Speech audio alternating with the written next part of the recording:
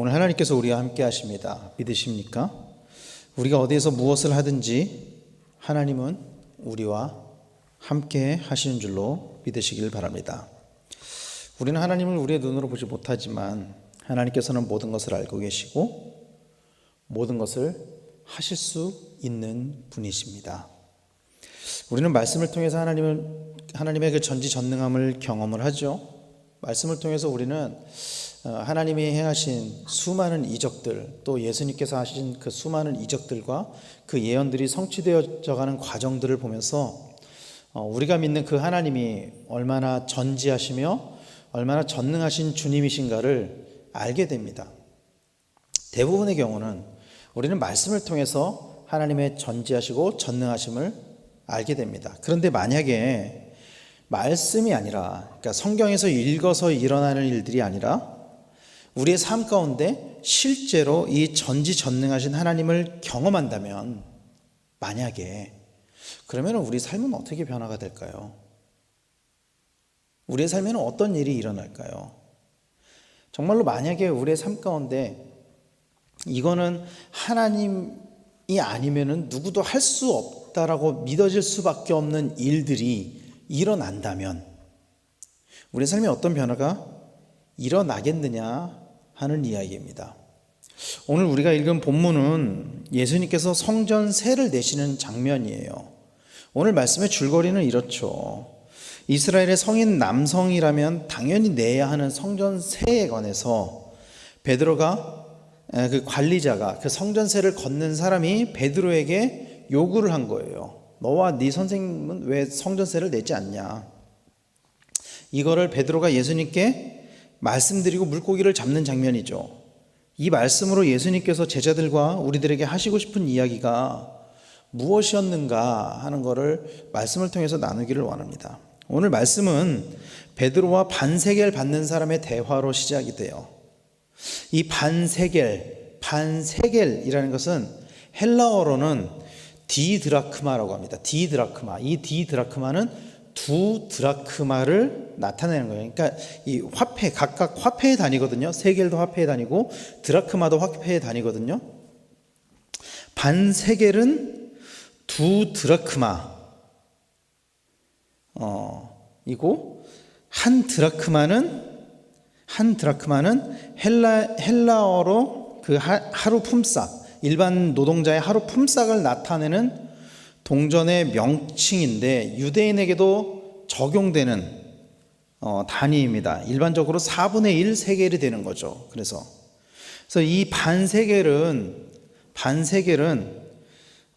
유대인들이 출애굽한 후 시내산에서 인구조사를 한 직후에 모든 유대인 남자들이 내었었던 생명의 세금, 즉 애굽에서 건져주신 생명의 대가로 여호와께 바쳤던 양과 같은 양으로 취급이 되는 금액이었습니다. 이 반세겔이라는 것은 출애굽기 30장에 보면은 이 반세겔을 내는 것에 대한 그 근원이 기록이 되어 있거든요. 출애굽기 30장 13절에 보면은 이 반세겔의 성격을 이렇게 규정하고 있습니다.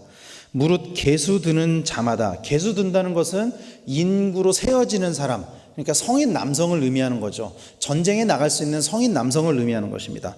무릇 계수드는 자마다 성소의 세겔로 반세겔을 낼지니 한 세겔은 20게라라. 그 반세겔을 여호와께 드릴지며 라고 하면서 이 반세겔은 그 성경에서 기록된 내야 되는 돈인 거예요. 성인 남성이라면 누구나. 그리고 출애굽기 30장 15절 말씀에는 이 반세겔의 성격에 관해서 이렇게 규정하고 있습니다.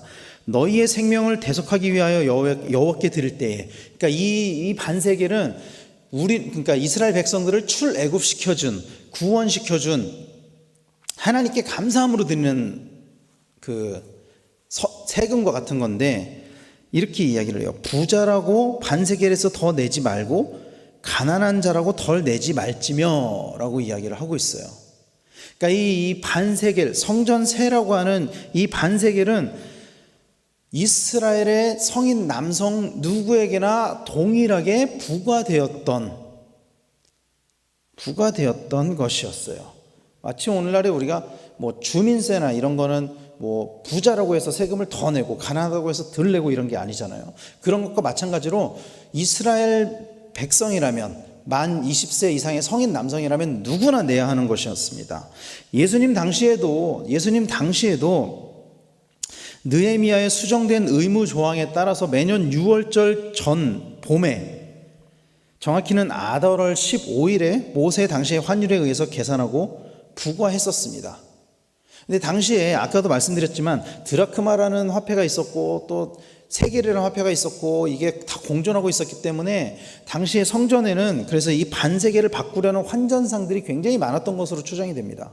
이 무렵에는 이 세겔을 내야 될 때, 성전세를 내야 될 무렵에는 이 세금을 환을 바꿔주려는 사람들이 굉장히 많았다는 거죠. 그리고 이 환전상들은 그 수수료로 인해서 엄청난 부자가 될 수 있었습니다. 여하튼 이 반세겔이라는 것은 로마에 바치는 공공의 세금이라기보다는 당시 성소의 유지 비용으로서 사용되었던 마치 세금과도 같은 것이었어요. 그래서 이 반세겔 받는 사람들은 우리가 알고 있는 일반적으로 국세를 거두는 세리와는 다른 부류의 사람들이었습니다. 그러니까 삭개오가 세리장이었잖아요. 마태가 세리였잖아요. 그런 세리와는 다른 부류의 사람들이었어요. 성전을 지키고 성전에 이제 사용될 운영 자금을 걷는 사람들이었죠. 이 사람들은 성전을 유지하기 위해서 있는 사람들이었어요. 그리고 예수님도 이스라엘의 성인 남성으로서 당연히 반세겔을 내야 되는 사람 중에 한 명이었다라는 거예요. 그래서 이 반세겔을 걷는 사람들이 베드로에게 너와 네 스승은 왜 성전세를 안 내냐고 했던 것은 부당한 요구가 아니에요. 이거는 부당한 요구가 아닙니다. 정당한 요구입니다. 당연히 내야 되는 거예요. 그래서 그랬는지 베드로가 뭐라고 대답하냐면 이렇게 얘기해요. 너무나도 자신만만하게 이르되 내신다 라고 딱 호언장담을 딱 하는 거예요. 예수님께서 내신다고 하신 적이 없습니다. 아직까지.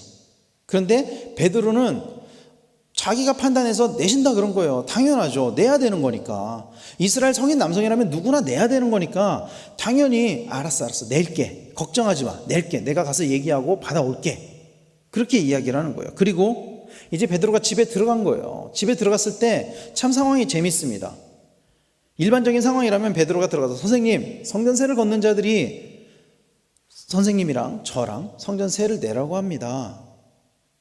그게 당연한 거잖아요. 근데 집에 딱 들어갔을 때 예수님께서 먼저 베드로에게 말씀하셨어요.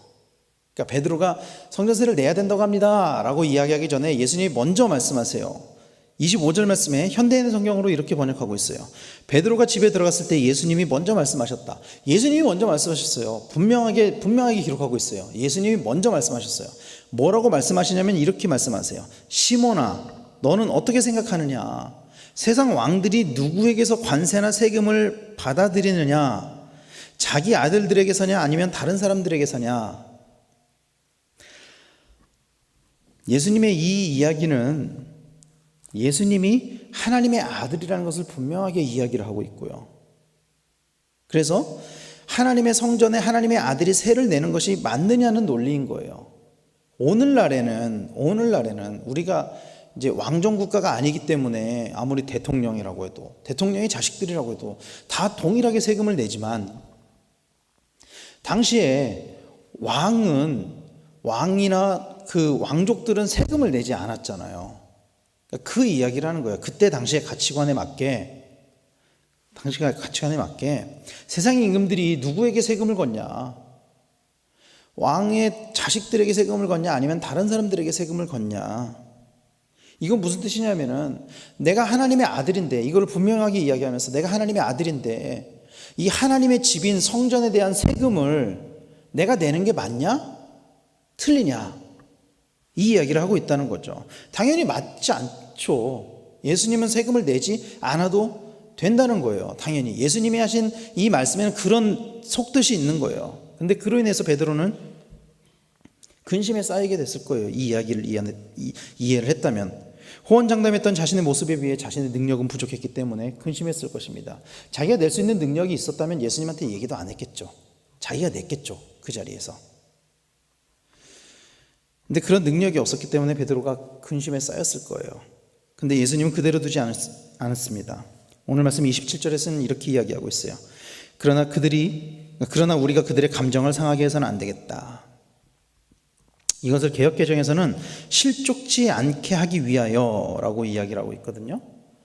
예수님은 하나님의 아들이시잖아요. 그래서 그 율법의 조항을 그 조항에 해당되지 않으시는, 초월할 수 있는 분이세요. 원래 예수님은 하나님의 아들이시기 때문에 그 율법에 있는 것들을 다 초월할 수 있는 분이시기 때문에 대표적으로 예수님이 하신 게 안식일에도 병자들을 고치시고, 그걸 가지고 계속 시비를 걸잖아요. 바리새인들이 안식일에 사람들을 고친 것들에 대해서. 근데 예수님은 여러 사람의 유익을 우선적으로 생각하시는 그 사랑의 원리에 따라서 스스로 겸비해지기를 원하셨습니다. 그리고 오늘 본문에 실족해 한다는 이 단어는 원어적으로 보면은 단순히 넘어뜨린다는 게 아니라 아예 함정에 빠뜨려서 치명적인 피해를 제공한다라는 의미를 가지고 있어요. 그래서 결국 예수님이 이 성전세를 내지 않아서 그것을 걷는 사람이 얻게 될 피해 혹은 곤란한 상황들, 그리고 이것을 제자들은 이해할 수 있지만 왜 안 내도 되는지에 대해서, 그러나 그것들을 이해하지 못하고 있는 그 성전세를 걷는 사람들과 다른 일반 유대인들이 그 율법을 예수님이 지키지 않는 모습들로 인해서 그들이 그것 때문에 예수님을 먼저 배척하고 복음을 배척할 우려가 있기 때문에 예수님은 선제적으로, 예방적으로 성전세를 내시고자 하셨다라는 거예요. 예수님이 내신 이유가 이거라는 거예요. 사람들이 이 일들로 인해서 실족하지 않게 하기 위해서. 그러니까 그 실족이라는 것은 단순히 그냥 그 곤란한 상황을 넘어서서 예수님을 믿어야 예수님으로 인해서 구원을 받을 수 있는 그 상황 가운데, 복음을 받아들여야 하는 상황 가운데서 이 문제 때문에 복음을 받아들이지 않을까 봐 선제적으로 예수님이 그것을 해결하셨다는 거예요. 그리고 그 방법을 아주 독특한 방법을 취하세요.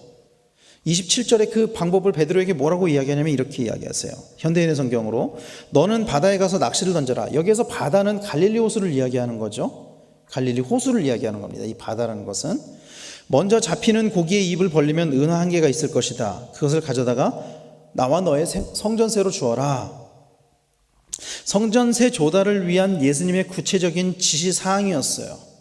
이 말씀을 통해서 우리는 동전 한 입이 고기 입속에 있음을 미리 아시는 예수님의 전지성, 그리고 그 동전을 이미 있게 하신 그 전능성, 전지전능하신 하나님, 전지전능하신 예수님을 우리가 알 수 있다라는 거예요.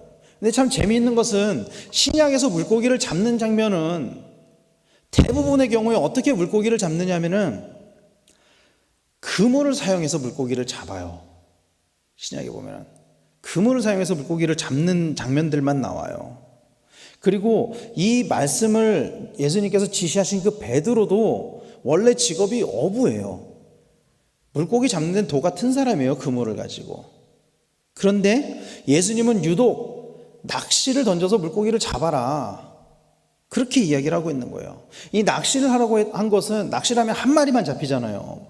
그물로 낚으면 여러 마리가 잡히고, 이거는 네가 낚시를 해서 던져서 그 물고기 뱃속에서 동전이 나오면 그건 우연이 아니야 라는 것을 강조하고 있다는 것이죠. 이성적인 생각으로 낚시를 해서 물고기를 잡았는데 그 물고기 뱃속에 동전이 있다. 그 동전이 공교롭게도 반세겔을 내야 되는 예수님과 반세겔을 내야 되는 베드로를 합쳐서 그 한 세겔이 물고기 뱃속에 있다. 이건 사실 믿을 수 없는 얘기잖아요. 말이 안 되는 이야기잖아요. 우리의 건전한 상식으로는. 여하튼 예수님은 유일하신 하나님의 아들로서 그 율법의 요구에서 면제되는 분이시지만, 율법에 순종하실 뿐 아니라 제자들의 필요에 대해서도 예수님만이 하실 수 있는 기적적인 방법으로 예비해 주셨다라는 거예요. 사랑하는 성도 여러분, 예수님은 모든 것을 하실 수 있는 분이십니다. 사람들이 믿건 사람들이 믿느냐 믿지 않느냐 이건 중요하지 않아요. 그것과 별개예요. 사람들이 아무리 믿지 않아도 예수님은 모든 것을 하실 수 있는 분이세요. 우리 하나님은 모든 것을 하실 수 있는 분이세요. 우리 하나님은 전지하시고 전능하신 분이세요. 그런데 왜 이 타이밍에 예수님이 이런 기적을 행하셨느냐는 거예요. 왜 낚시로 물고기를 잡게 하셨느냐는 거예요. 이 이유를 알려면은 이 말씀 직전에 어떤 말씀이 있었는가를 보면 알 수 있어요. 이 말씀 직전에 어떤 말씀이 있냐면 마태복음 17장 22절 23절이 이렇게 이야기를 해요. 갈릴리에 모일 때 예수께서 제자들에게 이르시되 인자가 장차 사람들의 손에 넘겨져 죽임을 당하고 제3일에 살아나리라 하시니 제자들이 매우 근심하더라. 제자들이 매우 근심하더라. 그러니까 예수님께서 죽으시고 부활하실 것을 이루신 장면이에요. 심지어 이것은 처음 이루신 것도 아니에요. 죽으시고 부활하실 것을 처음 이루신 장면도 아니에요. 이 장면은 이전에도 이미 말씀하셨어요. 근데 전에 말씀하셨을 때는 베드로가 나서가지고 선생님 그렇게 될 수 없습니다. 제가 그것을 막겠습니다. 그래서 예수님이 뭐 사탄아 니들로 물러가라 막 그렇게 하시잖아요. 그 반복해서 말씀하신데도 제자들은 어떤 마음이 들었냐면은 예수님이 다시 살아나실 것이라고 말씀하셨는데도 불구하고 제자들은 근심했다라는 거예요. 예수님이 어쩌면은 이 물고기를 잡아서 성전세를 내는 이 기적 가운데 정말로 하시고 싶으셨던 말씀은 근심하지 마라. 나는 정말로 죽었다가 다시 살아나. 그 죽음까지도 내 주권 아래 있다. 이 말씀을 하시고 싶으셨던 것이 아니겠느냐는 거예요. 사랑하는 성도 여러분, 하나님은 모든 것을 하실 수 있는 분이십니다. 그것은 처음부터 지금까지 변함이 없으세요. 하나님 모든 것을 하실 수 있다는 것은 한 번도 변한 적이 없습니다. 그런데 사람들은 그것을 부인하죠. 믿지 않죠. 하나님의 살아계심과 전지전능하심을 부인합니다. 오늘 우리는 무엇을 의지하면서 살아가고 있습니까? 오늘 우리는 무엇을 바라보면서 살아가고 있습니까? 전지전능하신 하나님을 의지하면서 살아가고 있습니까? 아니면 세상의 것들을 의지하면서 살아가고 있습니까? 나의 능력을, 나의 물질을, 나의 지위를 그런 것들을 의지하면서 살아가고 있지는 않느냐는 것이죠. 사랑하는 성도 여러분, 부활하신 예수님을 진정으로 믿으십니까? 예수님께서 부활하셨다는 것을 진정으로 믿으십니까? 그 죽음까지도 예수님의 다스림 안에 있다는 것을 진정으로 믿으십니까? 그렇다면 예수님이 못하실 일도 없다는 것을 믿으시길 바라요. 하나님은 우리의 삶을 예비해 놓으셨습니다. 계획해 놓으셨습니다. 그 계획하심 아래 우리의 삶을 헌신하며 순종하기만 한다면 하나님께서는 우리의 삶을 통해서 모든 것을 이루실 줄로 믿으시길 바랍니다. 그 하나님만 의지하시길 바랍니다. 모든 것을 하실 수 있는 하나님, 우리의 삶을 통해서 모든 것을 이루시기를 원하시는 하나님, 그 하나님만 의지하고 우리 아주 작은 것들까지도 하나님께 내어놓고 하나님의 뜻에 따라서 순종하면서 살아가시는 우리 성도님들이 다 되시기를 예수님의 이름으로 간절히 축원합니다. 오늘 우리가 기도할 때 그래서 우리의 모든 것들을 하나님께 내어놓고 기도하시길 바랍니다. 모든 것을 하나님께 맡겨드리기를 바랍니다. 그래서 그것들을 하나님께서 일하시기를 소망하고 또 그것들이 일이 되어져가는 과정을 통해서 우리의 믿음이 더 자라날 수 있도록 하나님 우리의 삶 가운데 하나님의 일을 행하여 주시옵소서. 전지전능하신 하나님께서 행하여 주시옵소서. 이렇게 기도하고 간구하는 가운데 모든 것들이 이루어지는 그런 놀라운 역사가 우리의 삶 가운데 구체적으로 나타나는 우리 성도님들이 다 되시기를 예수님의 이름으로 간절히 축원합니다. 기도하겠습니다.